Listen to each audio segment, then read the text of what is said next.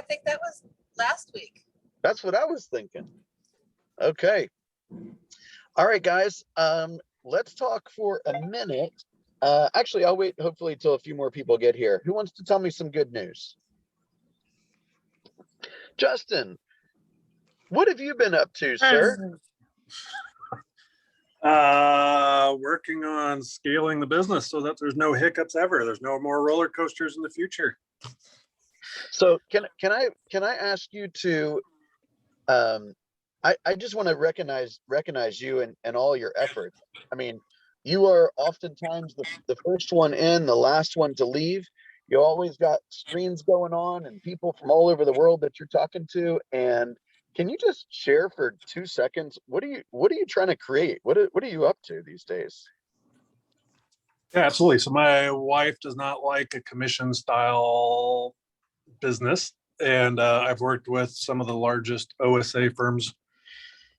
And I've been in ISA, started with one as via Williams ISA, and her team fell apart, unfortunately. She now leads Ben Kinney's offices. And it just dawned on me that those that use leverage, I mean, we're all about the 3 L's, right? Leads, listings, leverage. Those that use leverage tend to do better. And there's a bunch of creative ways to use skilled and talented people to help us leverage our business. And so that's the model I'm working on. And then hopefully here in the next few weeks, I'll actually get back into production. So that'll be exciting. So what have you noticed in terms of, you even use the word OSA, outside sales associate or agent, right? So yes. One of the things that I've been trying to communicate is that basically every single problem in real estate can be solved by having more leads, right? Yes. If you've got a pain in the ass client, if you don't have a lot of leads, that's your guy. Yes. If you got a bunch of leads, you don't put up with that stuff, right? So what is the quantity of leads that you and your teams are creating? What is that doing for the people that work there? Like, why is that so important? Yeah, for the quantity or quality. What did you say? Well, I said quantity because yeah. I've found in so many years in real estate that the quality comes from the quantity. Yes. Right. Absolutely. We don't really know whether a person's quality or not, to be honest, right? They appear to be one way, maybe they're another way. They're great until something happens. What I find is that the more people you deal with and the more people you speak to, you can identify the ones that are a pleasure to work with much quicker. Yes. So yeah, no, I mean the quantity is it gets to be a little bit on the fun side. On we text and now we're actually doing the phone calls, and the phone calls is where the magic happens. But in the beginning, we were just texting as we were scaling and growing. But the texting is fun because you get nasty people that respond to you, and you get a lot of people that say I'm not interested. But that it just means it's not a no. So it's nice to get people categorized right off the bat and know their mindset, so that when you do call them, you can turn it into quality. But we just have a tremendous amount of leads in Georgia. Right. And what the thing that was going through my head when you were saying that is, when you go through a lot of leads, and so obviously you're going to find people that are not interested in your services, and maybe some that are even rude about it. Yes. It reminds you that, like, you shouldn't get all that caught up in somebody's like bad day. Yes. Right. And like, some people are just not going to be interested in talking to you, and that's okay. And it kind of puts this idea in your mind that, like, look, I'm going to have to go through a lot of conversations in order to find the really good ones. And it proves to you that you better go find a lot of conversations. I think unless you've been rejected a bunch, you maybe have this false idea of like the fact that everyone does want to work with you. Yes. Right. Yes. And like, if you go on through life thinking that, then you're like, oh, I just need to, I need 3 closings this quarter. And so I just need to go be speaking to 5 people. And in fact, you probably need to speak to 500 people. Yes. And unless you've actually like participated in the fact that like not everyone wants to hang out with me, then you have this false hope that the small amount of effort that you put in is going to create the results you want. What do you hear when you hear me say that?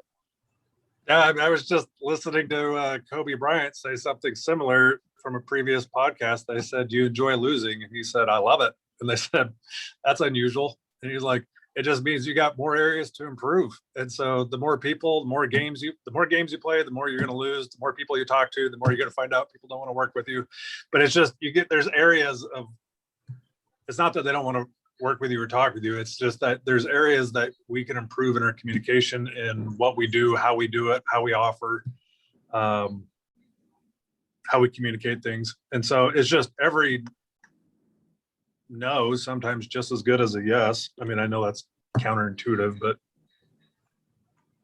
It's I used to, sometimes when I was working with a lot of renters, sometimes they'd be like, "Oh, I found an apartment or whatever," and I'm like, "Okay, good. I didn't particularly want to exchange 6 hours of my life for $200 either, but I'm more interested in the relationship. So tell me, yes.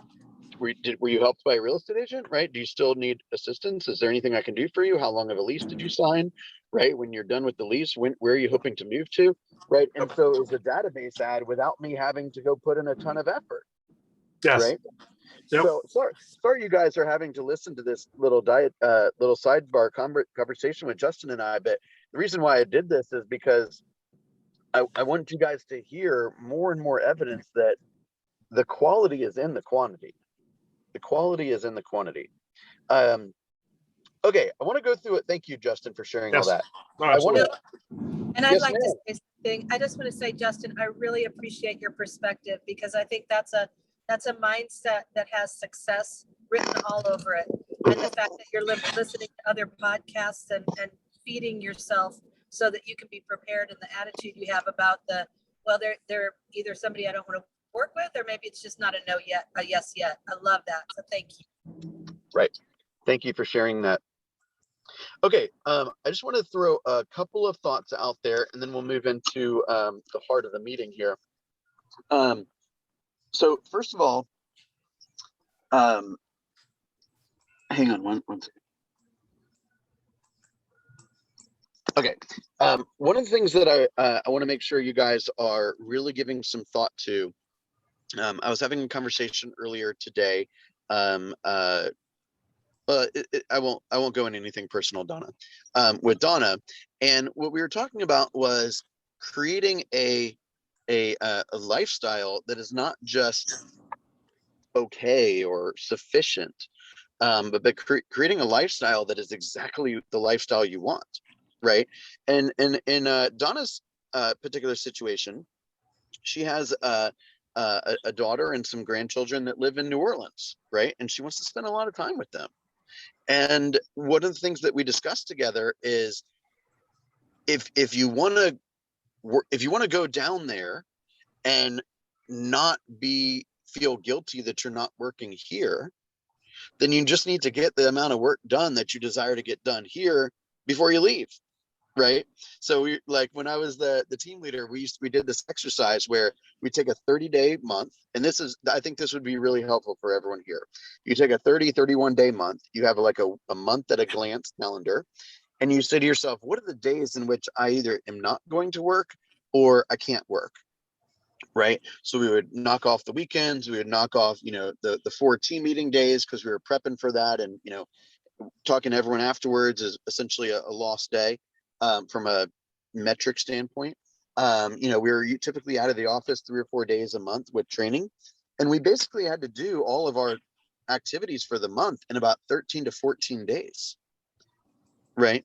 And so I want to ask you guys, right, what else is on your plate that takes you away from real estate? And you might be thinking you have 25, 30 days to hit your goals each month, but in reality, you probably have more like 14 or 15 days to hit your goals each month, right? So rather than next month being another example of you running out of time, right, or feeling uncomfortable when you're working or not working because you're thinking about the other one, right? If you're working, you're uncomfortable about working because you want to be not working. And if you're not working, you're thinking about work and you're not present, right? Let's get really clear with how many days you actually got And then on those days, let's go all in. And on all the other days, you're all out, right? Candace, what are your thoughts on that? Oh, I was just thinking how valuable it would be to do that exercise, because the calendar really comes from the 411. And I think that blocking, it's so healthy to be able to step away from work and not think about it. It's such a recharge, and then to be so focused on the days that you're working that you actually accomplish something. And I think the calendar can be a powerful tool for keeping us on track. So I love that. Love it. I think we should have a workshop on it. All Do right. it. I like that idea. Was somebody trying to say something? I said, do it. All right. I think it's so powerful, like what you're talking about on the Candace, when you talk about like your husband knows what time you're going to be home. I have time blocked on my calendar that is specifically for him. He gets 1 hour a day where he can tell me anything he wants. And I am sitting there looking at him with my phone away and totally just with him. And that's outside of dinner. That's outside of all the stuff where we're just kind of talking and doing things. But I think it's one of the reasons why it's just something I've had to do, because otherwise he gets pushed to the side. He's my most important reason for being. And he Right. knows that though, because like my wife doesn't, which is shameful. My wife doesn't know when the time is, and that's going to change. But that's what I think is so powerful, what you guys are saying. So I'd like that to change today, Justin. So call her and tell her Me exactly too. what time Me you're too. going to come home. Yeah. Right. I mean, like, dinner is served at my family at 5:30. And if I'm talking to one of you guys or dealing with something else, or I'm running late from coming home from the office, I missed a portion of dinner. Right. And everyone operates on a time schedule in my home, primarily because I have 2 little kids. But like, if I'm a few minutes late, like I missed half a dinner, right? Because it happens whether I'm there or not. You see what I'm saying? So it's so important that we, like you said, Justin, it's not just how you spend each of your minutes. It's the people that care about you. What do they get? Do they get what's left over of you? Or do they have the first time block, right? There was many times, for example, that like I'd work all day to book an appointment at 5 o'clock at night or 6 o'clock at night. And if I got it, then I went on it, obviously. If I didn't get it, then I came home for dinner. How do you think that made my wife feel? You see what I'm saying? No, I do, but I feel like that's the challenge with real estate, is like, who has that luxury in real estate? Well, okay, we're changing the topic of the morning session, all y'all. Okay, we all have you have control over that. You have control over what to say yes to and what to say no to. You have full control over that. And there's no emergency in real estate. There isn't. Everything can wait an hour. Everything. Okay. Who looked at my 411 yesterday? I'm just curious. Did anyone look at the 411? I did. I opened it. I didn't like study or memorize it, but I did look at it when you posted Well, it. that's not a requirement of the coaching program to memorize my 411. But I wanted you guys to see it because that's a great format, in my opinion. I've probably looked at about 500 411s in my time, and this is the one I like the most right now. So this is a great format to put all those priority items on there. Many times I mentioned to you guys, there were many times that I evaluated my success based on how many dollars I had in the bank. And then there became a time where I started evaluating my success by how many dinners in a row I had with my family. You see what I'm saying? And Yeah. so how do you evaluate your success? Right. And if you're crystal clear on that, then everything else should fall into place, as long as you are committed to your calendar, right? And your time blocks. Anyone else want to share anything that they've heard today? I was just going to tell you I screenshotted it so I could totally stalk you and what you're doing on your 411 later. I want you to. I want you to. What you will see is that I've actually been kind of crappy at my 4-1 this month, right? I haven't been that good at it, to be honest. And I don't expect to be perfect. I don't expect you guys to be perfect. But I want that. I want you to say, hey, you've had on your 4-in-1 for 6 months to create this meditation plan. And I know something about meditation. So if you want to give me 5 minutes, I can tell you a couple of things. That's why we do it. It's because I think I'm secretly looking for somebody that knows something about meditation. You see what I'm saying? Candace, I'm looking at you. We're all looking at Candace. We watched a movie last night called The Secret, Dare to Dream, which is a movie about how our minds are like magnets, and what we attract is because of what we think. It's a darling movie. It's on Prime Video, real family movie. But anyway, when you put things on your 411 and you are thinking about them and wondering, just like Bill said, there's going to be a minute where the right moment comes and the person or the thing that you need shows up to help you with that. So setting the intention out there is the first step of that. And yes, I'll help you with your meditation, Bill. Right. You know, and I put it on there because I want to think about it all the time. I want to remind myself that at one point it was important to me. And there are things that I've had on my 4-in-1 that I look at, I'm like, I don't really care about that anymore. And I take it off. And there's also things that I keep on there, like hiring a personal trainer that was, I kid you not, probably on there when I was sharing my 4-in-1 2 years ago with Andy, and now it's done. Now it's checked. Okay. All right. Anyone else have a burning desire to share? Okay. Let's talk for a second about surprise and delight. Okay. I'm going to try to make this interactive. I'm going to actually ask you guys to share. Maybe we can go around in a circle and think of one way that we either have surprised and delighted a customer, or one that we plan on doing, let's say today. What do we think? So let's define it really fast, and then Michael, I'm coming to you first. Okay. Okay. Surprise and delight is a concept which is essentially, you could think of as exceeding expectations. Okay, think about it that way.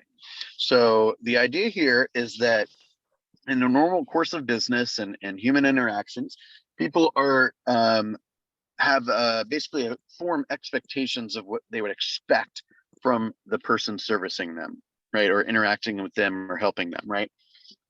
Our goal is to exceed that and to express our appreciation and gratitude in ways that are slightly unusual and slightly more than expected, right? So I'll give you a somewhat of a non-fun one, okay? Which is, we talked about this a few weeks ago, which is, if you go into a neighborhood, and I mean, I'm not trying to offend anyone here, I hope I don't, and let's say the neighborhood's a $200,000 neighborhood, okay? What signs do you generally find in $200,000 neighborhoods? You find the little metal dinky ones that cost $40, Right. or do you find the ones with like a wooden, post and a nice metal, sheet, and it's hanging, and it's, got a spotlight next to it so you can see it in the dark or whatever? Sticky Yeah. ones. Totally the cheap one, for sure. And why do you say that, Michael? Because that's what you see. That's just standard fare. Someone has assigned a lower value to that. Yeah, very good, Corey. Yeah. Very good. Give me a little bit more, please. Well, they have decided that that home is not worth spending more money on a nicer sign, that they would rather spend something that they think is reflective of the value of that home. That's a really interesting comment. And I would venture to say that is what goes through an agent's mind, even if it's subconscious. Now, how do you think that makes the owner feel? If, let's say, for example, they drive out of their neighborhood, which is full of a bunch of $200,000 signs, or $200,000 homes with dinky signs. I wonder what a $200,000 sign would look like. That'd be pretty cool. And then they drive, by, let's say, Peachtree Dunwoody Road, or, a fancy street in Buckhead or something like that. And they see these really elegant signs. What do you think they feel when they come back to their home and that little dinky $40 signs in the yard? I mean, if it occurs to them, I think that they, that they understand. It's like, oh, I'm just not valued as much, essentially. Right. So Yeah. surprise and delight is all about making somebody feel better than they normally feel in that type of situation. You see what I'm saying? Yep. Like, So I've are you never had suggesting- this. I've never had this happen, but I heard this is something that they do. Like, if you go to the Ritz-Carlton, like, they keep a client file on you, right? So they know what kind of coffee you like. They know what type of newspaper you want. They know what they look online to see a picture of your family and print it out and put it right there on the nightstand of your room, right? They know if you want the Wall Street Journal, they'll have the Wall Street Journal for you. You want the New York Times, they'll have the New York Times for you. If you want the AJC, they'll have it there for you, right? They know you, and you're going to get it whether you go to the Ritz in New Orleans or Atlanta or Chicago or LA or wherever, because it's a client file. So that's what the client file is all. That's what the database is all about. It's about collecting data on your people so that you can surprise and delight them, right? What if one of your clients is a huge Auburn fan and they just had a baby?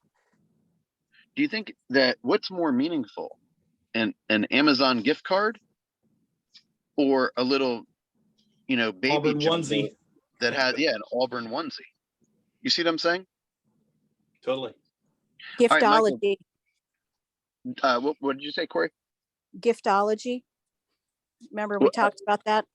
The book, the concept of radical generosity. I mean, that could tie into. but Give doesn't everyone a short overview of that conversation, if you don't mind. So, Giftology is a book. I don't have it. I've heard podcasts talk about it, but you should look into it if you haven't already. But the idea is to really dazzle somebody with, and you have to have some resources to be able to do this, but it's and the end goal is for your clients to, for you to get referrals from them and for them to be like, oh my gosh, my realtor did this amazing thing for me, and they spread the word, and people talk and they want to know, or they like this, what they hear, and they might be interested in working with you. So, but radical generosity might be something like, oh, you're not my client, but I've got some boxes anyway. Do you need some boxes? So I'm doing that for a friend of mine, actually. So she is working with somebody, and I was like, hey, I'm not, just so you know, I'm not trying to woo you away from, sorry, my dog. I'm not trying to woo you away from your realtor. I respect your relationship, but I just wanted to, offer you, just my video on. I just wanted to offer that, I've got access to these boxes, and if you'd like, I can drop them off at your house. She's, not too far. And, just, I don't know, little thing. And, oh, Corey, thank you so much. That's really, really helpful. Yeah, I don't even think I would put in the comments about I'm not trying to woo you away, because then that puts that idea in their mind. I would just do it. Yeah, well, and I've done that in the past. This was a situation where she was bringing up the idea, or, that she had her, a realtor. She didn't know I was a realtor. This is not a super close friend, but so I was like, and just so you know, like, I just didn't want her realtor to think that I was trying to, I don't know, do anything before, because they hadn't listed their home yet. So. Gotcha. Michael, give us another, thank you. Michael, give us another example of how you surprised and delighted people in the past. Well, you might already know about this because I've given you a dozen eggs, but That's true. That's what I've been doing with a lot of my friends. Me For too. finding good excuses to stop by and just hook them up with a dozen eggs. They're always tickled to death, and we always, I've always put my business card in there, and we always end up talking about real estate, and it was great. In fact, I gave out 2 dozen last night. Two young men became Eagle Scouts last night in my troop, and so it was a whole group of us that were there, and so I gave each family a dozen eggs, and we got talking about real estate, and one lady had a granddaughter who's going to be desperate to move, so give them my name, take this card. And so it always ends up talking about real estate, and it's been just fun, and everyone just loves these eggs, and we get to talking about chickens and farming and the ins and outs of raising chickens, and it's just been fun, and everyone enjoys it, and it always ends up leading to discussions about real estate. Right. Well, it's interesting because that's like you get like double benefit from that, because not only do they get great tasting eggs, but every time they look at an egg, they think about you. Yeah. And every time they go to the store and they get the crappy eggs, they think about you. Yeah. Yeah, for sure. Right. It's like I've had people like my logo for my team had a tree on it. Right. It was basically a tree. And I'd have people that would call me and say, Bill, I'm driving down the road and I can't stop thinking of you because I'm looking at all these trees. Right. Right. So it's like you get this double benefit of they're very great. They're full of gratitude when they're sitting there eating your eggs, and they can't stop thinking about you when they're looking at eggs that aren't even yours. Right. I love that. Okay. Who else wants to? Saying Michael should put a chicken on his business card? Maybe he should put an egg on his business card. Right. An egg. Yeah. That's not a bad idea. I've got a couple good egg pictures. Maybe I could make it like a photo card with just eggs. It'd be a lot more unique, no offense to anyone, than a roof line on their logo. Hey. Bill, this is Nadine. I usually do poinsettias at Christmas, but Christmas is so far away. I'm definitely going to have to come up with something else to do in the middle of the year. But Michael, I hadn't started with the real estate yet, but putting your business card with it, it's a great idea. Thanks for sharing. Sure. Yeah. Yeah. And I mean, there's probably, isn't there things like flower of the month or something like that? Like you could, they're just like poinsettias. There's probably some other thing that you could give. Oh, it's July. It's blah, blah, blah's month. I just figured I'd drop off a couple of these. Mm-hmm. Right. But I guess Mother's Day coming up, and you have a lot of persons who their kids are far away and stuff. So maybe I could do that and then put my card with it. So yeah. Thanks. Yeah. Mother's Day is a big one. Same with Father's Day. And there are lots of dog moms. One of my homeowners has a pet, so I'm going to drop something off for Mother's Day for her and her pet. I like that. Right. I like that. Okay. Who else has an idea that they've either wanted to do and maybe need a little push, or something that they've had some great success with? I used to give bottles of wine at closing, and if the people had a dog or that I knew they absolutely loved, I would go buy those little mini bottles of alcohol and I would empty them out, rinse them, and then I would fill them with chicken broth. So the dog got a little bottle too. That's cute. It went over pretty well. People in general just want to know that you're thinking about them, right? So how can you let people know that you're thinking about them? And by the way, we're not talking necessarily about spending a bunch of money. You're going to be spending a bunch of money on signs, right? We can't be spending a bunch of money on signs and surprise and delight stuff, right? Wink, wink. Well, Bill, there was Maybe the I'll way ask I you got one my thing. listing off my other listing that I was telling you about when the movers didn't do their job. Yeah. My client, she's disabled, she's in a wheelchair, and we already closed, but she hired movers. They didn't do the job. There was like trash all over the house that needed to be clean. We were closing. We had final walkthrough. So Like I went and I helped her and we cleaned and we packed and like I was literally like, like sweeping, mopping, doing like that kind of stuff. And her mom was there.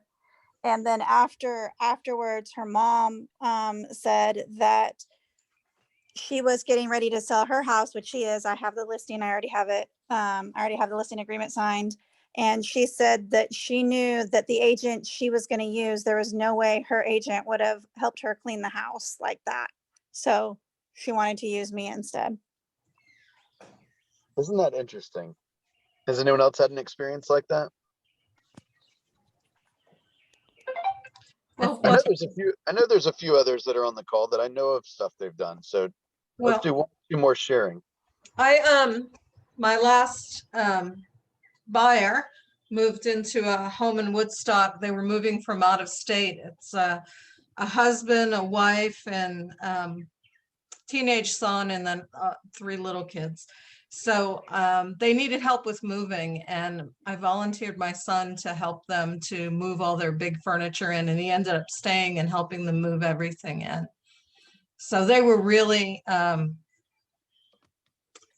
moved by that. They thought that was above and beyond, that we would Yeah. help them in that way. Yes. Hey, Bill, I'll share. Yeah, please. Recently, just with all my clients that I have, I've been sending the TIF treats, and I even bought the $50, paid $50 for their elite program, and they actually give you really good perks with it. Like I have a free dozen right now that I could send to somebody, so I'm going to send that to the people who I have on the contract right now. So it's actually been working really well, sending it to the jobs and getting the employees engaged. So I've received, I think, like 3 calls just from that. So it's working out pretty well for me. Just to make sure everyone followed that. So Marquia is not only, she's sending like Tips Treats as a company that does like, they deliver like cold milk and warm chocolate chip cookies and stuff like that. But rather than sending them to the person's house, we've been sending them, or she's been sending them to the person's work. Right. Particularly if they, I mean, obviously this really only is unique if they work in an environment where there's a bunch of people there. Like if I was the seller or buyer and Marquia sent it to me, then there'd be this big production at the front desk. Hey, this random person sent, or this real estate agent, I think, sent these chocolate chip cookies. Where's Bill? This is more than enough cookies for him. Right? And everyone else in the Right. office shuffles in and says, I want a cookie. Who sent these? Oh, it's my realtor. Wait, how do I reach your realtor? Because my realtor's never sent me anything. You see what I'm saying? It's a big deal. And depending on the office size, I'll normally do, if it's a small office, I'll do 12. But one client I have on the contract, she's a principal. So I made sure I did 24 cookies just so she can share with the entire staff. So That is brilliant. That is awesome. Awesome. I have and to then say, she put it on her Instagram and Facebook and shouted me out and added me and everything. So each client end up doing that, even if they don't want to share their testimony right now. It's kind of like they just feel obligated to, because a lot of people are just trying to, go through the home buying process in silence, but they kind of break when when that happens. Well, when people are surprised and delighted, they can't keep it to themselves. They want to Right. share it. They want to share it. Okay, I want to do one more housekeeping thing. Then, Candace, I'm going to give you a moment to explain what you want to do Monday and Tuesday really quickly. But I sent out a screenshot of Aubrey's email from this morning, which is the Kay Evans Scholarship for High School Seniors. Kay Evans is the co-founder and co-owner of the Southeast region of Keller Williams, and she has a scholarship. By the way, the Southeast region is Alabama, Georgia, and Tennessee, with the exception of Memphis. And what they're doing is they're offering a $1,000 scholarship to one high school senior who is connected to the Keller Williams, world through a parent or a grandparent or something, for $1,000, and it's just a little essay that the people can write in order to enter in. So I just wanted to bring attention to that. If you have a high school senior or know a high school senior, or want to share it with somebody, then I just wanted to bring your attention to it. Aubrey sent out that I can't talk. Aubrey sent out that email this morning. We've got a couple of really cool ideas for the beginning of next week that Candace is going to run a couple of the morning huddles. So Candace, can you share with the group what you have in mind for Monday and Tuesday, please? Yes, Monday is about becoming the eye of the storm for our clients in the midst of all the chaos. We're the ones who need to be the calm, and how we negotiate, how we can do that with all the things that are going on and all the things we have to deal with. And then Tuesday is going to be closing table behavior, because I've seen some really awesome closing table behavior and some really appalling closing table behavior. And so that's kind of what I want to talk about. And you can set yourself apart in both ways. Love that. Corey just wrote, make sure everyone saw that. This upcoming week is Teacher Appreciation Week. So that could be a really cool way for you to express your gratitude to all the teachers in your world, in your children's world or grandchildren's world. And that could be something that you use for the surprise and delight as well. I just want you to think of one more thing. So today is the final day of the month, okay?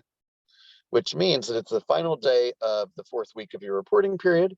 So this week is there, or this month, if I can be real candid with you guys, I know you're working hard. This is the best month by far, production wise. And I want to spend a little bit more time next week talking about this, but remember that we want to avoid this, right? It's springtime. I know we're busy. We got lots of appointments. We're trying to, deal with a lot of different moving pieces with getting closings ready and all that stuff, but do not forget to make sure that the lead generation happens. Because what I don't want to happen is a month or two from now, you still got a little cash from your closing, but you got no clients because you spent all day monitoring the files rather than spend a little bit of time finding the next round of people. So it might be because we've had not that many people report, but please make sure that you update all the reporting and that you make sure that the month of May and beyond, there is a certain amount of time each day, whether it's 20 minutes or 4 hours, that you are looking for your next round of clients rather than monitoring all the behavior of your current clients. Is that fair to say?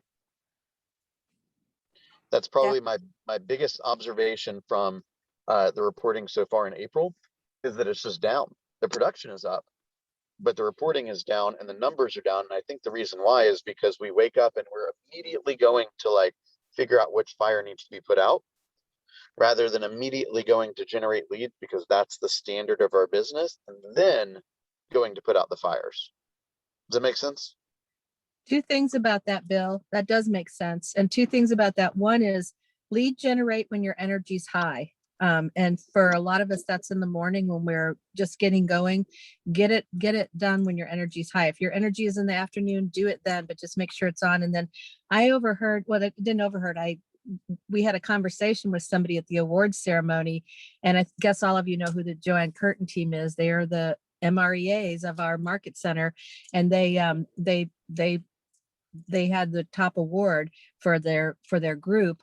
But she said she was sitting at a Keller Williams family reunion years ago with Joanne Curtin, and Joanne said, "What's your conversion rate?" And she said, "Conversion rate." And it was just apparent that she didn't know her numbers. And so to be an MREA agent or an MREA team or group, you have to know your numbers. And that's where reporting, this habit of reporting, is important, because it will set that habit for you so that you do know your numbers. And when you're an MREA agent, you can ask someone, "What's your conversion rate?" And you can help them understand the importance. Right. I thought that was cool. And by the way, there's a lot of people that know their conversion rates that aren't anywhere close to an MREA team, right? So they only became an MREA team because they were wildly efficient with their time. And they were only wildly efficient with their time because they understood what they could get done in that amount of time. Make sense? Okay, guys. Thank you very, very much. Congratulations. We are 1/3 through the second quarter. I will have all the final numbers for you probably early next week. But this has been the best month for productivity coaching in this program's existence. So I just want to recognize everyone. I know you guys are working super hard. You should be proud of yourself. let's celebrate and let's go out and find some more people to help. Y'all have a great weekend. Thanks, Bill. You too. Bye-bye. Thank you. Thanks, Bill Bill. and Candace. Bye. Bye. Have